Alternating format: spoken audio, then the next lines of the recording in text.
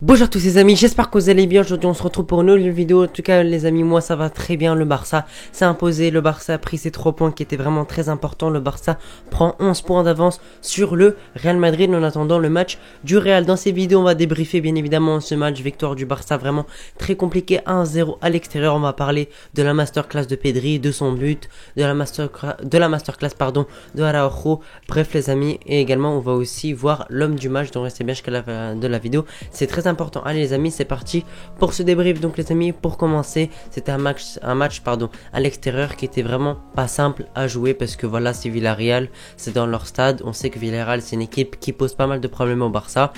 Et c'est pas pour rien qu'on s'est imposé que 1-0 et franchement on a stressé jusqu'à la fin du match.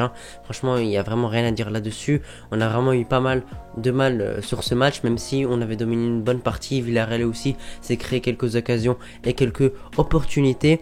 Les enjeux c'était de prendre 11 points d'avance sur le Real Madrid provisoirement parce qu'il faut encore attendre tout simplement le match du Real. Mais le plus important c'est qu'on a pris ces 3 points là qui étaient vraiment très importants. Il faut parler bien évidemment de la masterclass de Araujo, mais ça on va en parler un peu plus tard dans la vidéo. La composition, c'est une composition comme d'habitude, sauf que tout simplement Kessié était à la place de Busquets parce que Busquets a une entorse à le cheville. Donc la défense c'était comme d'habitude les amis, Baldé à gauche, Christensen et Araujo, Koundé. Au milieu, t'avais Kessié, t'avais De Jong et t'avais Pedri. Et en attaque, t'avais Gavi en faux ailier gauche. T'avais Lewandowski en pointe et Rafinha à droite parce que Dembélé est blessé. La première mi-temps a été assez bonne du Barça. Franchement, rien à dire. Même si Villarreal a eu la possession, mais franchement, j'ai pas trouvé qu'ils ont fait énormément de choses avec le ballon. Certes, ils ont eu le ballon à certains moments. On a dû simplement rester un peu en défense. Mais franchement, ils nous ont pas fait vraiment très peur en première mi-temps. On a marqué un but. Franchement qui était assez beau collectivement. Le but n'est pas incroyable en soi, mais simplement le but collectif est vraiment incroyable. Et franchement voilà, avec les combinaisons avec De Jong, avec Lewandowski et avec Pedri, simplement pour conclure la finition qui est vraiment excellente de Pedri. Il la touche, en 2 touches il marque, il contrôle, il frappe directement sans réfléchir. Et c'est ce qui a manqué à un certain Rafinha qui aurait pu marquer plusieurs fois le deuxième but et qui n'a pas su le faire. Et ça aurait vraiment pu nous coûter vraiment très cher, ça, le fait qu'on n'a pas pu mettre ce deuxième but là. Heureusement on a quand même réussi à s'imposer, mais fallait faire vraiment très attention parce que la fin de match du Barça a vraiment été très compliquée. Il y a eu des corners du côté de Villarreal. Il y a quasiment eu un penalty à la dernière seconde sur une main de Koundé. Heureusement la main de Koundé était collée, elle était au corps, donc il n'y avait pas du tout main. Mais franchement on s'est vraiment fait peur à la fin du match.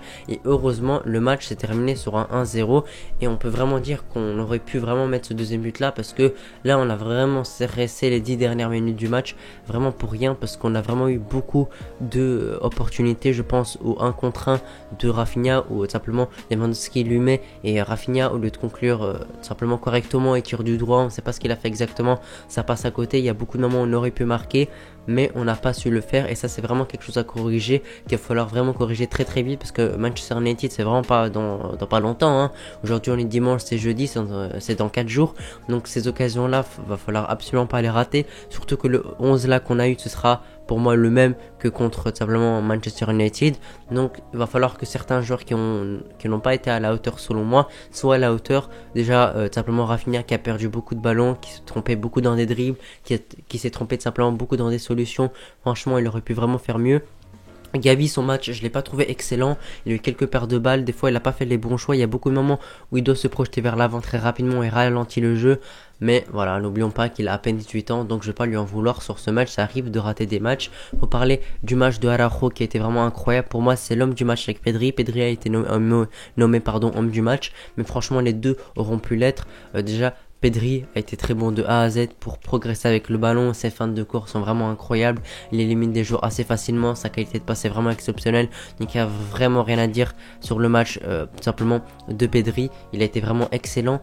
Pour Gavi, je vous ai dit, je l'ai pas trouvé incroyable, mais franchement ça arrive. Et Araujo, le match défensif qu'il a sorti, beaucoup d'interceptions. Il y a beaucoup de moments où il y a des joueurs de Villarreal qui partaient en 1 contre 1, notamment Jérémy Pino. Voilà, il s'appelle comme ça, je dis pas de bêtises. Araujo l'a vraiment mis dans sa poche et l'a vraiment bloqué. Et franchement, le match de Araujo de A à Z a été excellent. Il n'y a pas une erreur que je vois en tête qu'il a fait. Franchement, il n'y a vraiment rien à dire là-dessus par rapport à son match qui a été vraiment excellent. En tout cas, le Barça prend ces 3 points là. Le Barça prend 11 points d'avance sur le Real Madrid. Le Barça fait vraiment un grand pas vers le titre de champion parce que là, franchement, cette victoire-là nous fait vraiment du bien. 11 points, c'est vraiment gigantesque, sachant que le Real Madrid n'a pas encore joué. Ils ont un match de retard, c'est-à-dire qu'il peut revenir encore 8 points, mais on sait jamais. On espère bien évidemment un faux pas, un match nul, une défaite, surtout qu'ils reviennent d'une Coupe du Monde des clubs qu'ils ont gagné, mais ils ont dû simplement dépenser leur énergie. Ils ont joué 2 matchs si je dis pas de bêtises, et franchement 2 matchs ça fatigue, surtout que les matchs n'ont pas été si faciles que ça. Et en tout cas, ça fait vraiment plaisir cette victoire. On espère que le Real Madrid fera un faux pas pour qu'on puisse continuer à prendre notre avance qui devient vraiment de plus en plus importante, et on espère vraiment que le Barça va continuer comme ça. Cette victoire n'était pas facile, mais franchement voilà, le match du Barça n'a pas été mauvais selon moi, simplement dans ce que le Barça a proposé, dans le jeu, dans le pressing, dans le contre-pressing. Tous les joueurs étaient simplement mobilisés, tous les joueurs ont été plus ou moins bons, même si je vous ai dit que Rafinha, je l'ai pas trouvé incroyable. Franchement, je vais pas lui en vouloir parce qu'il avait marqué au dernier match et au match d'avant également il avait marqué.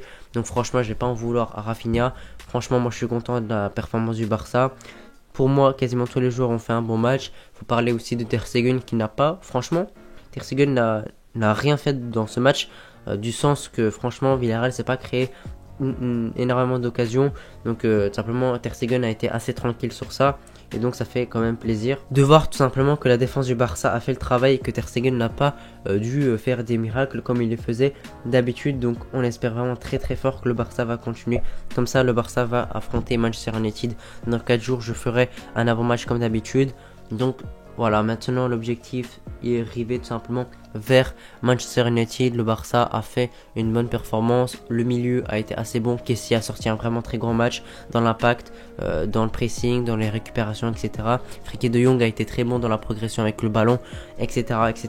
La charnière, rien à dire, encore un clean sheet de la part de la défense et du gardien. On enchaîne vraiment énormément de clean sheet, donc ça fait vraiment plaisir d'avoir simplement de voir un Barça comme ça à cette forme là.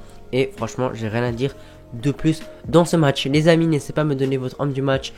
Selon vous, qui a été le meilleur joueur du Barça? Moi je dirais Pedri, mais également Araujo mérite simplement ce titre là de homme du match. N'hésitez pas à me donner le vote dans les commentaires. Moi les amis, j'espère que vous appréciez la vidéo. Si vous l'appréciez, n'oubliez pas de me le faire savoir par un pouce bleu ou par abonnement. Les amis, à la prochaine pour l'avant-match. Ciao.